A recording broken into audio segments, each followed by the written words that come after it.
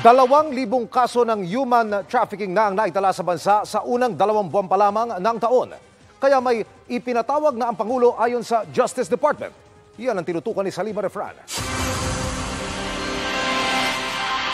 Ang usapin sa Senado tungkol sa mga kababayan nating ginagamit para makapanloko online sa Myanmar, Cambodia at ibang bansa sa Southeast Asia, kinaalarma na rin ng Justice Department. January, February pa lang, halos 2,000 na ang nahuhuli na palabas ng Pilipinas para matraffic lang sila dito sa mga bansang ito. Sa 2022, vis-a-vis 2023, 2 months pa lang, halos 2/3 na ng 2022 yung lumalabas na victims of trafficking.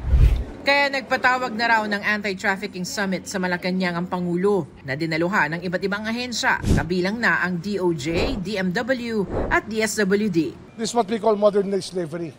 Kaya sana yung mga Pilipino mag-iingat.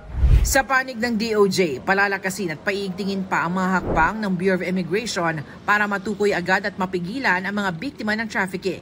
Palalakasin rin ang evidence gathering sa investigasyon at sa prosekusyon ng mga trafficker. Palalawigin rin daw ang mga programa at suporta ng DSWD at DMW para matulungan ang mga biktima pagbalik sa bansa. Para sa GMA Integrated News, Salima Refran, Nakatutok, 24 Oras.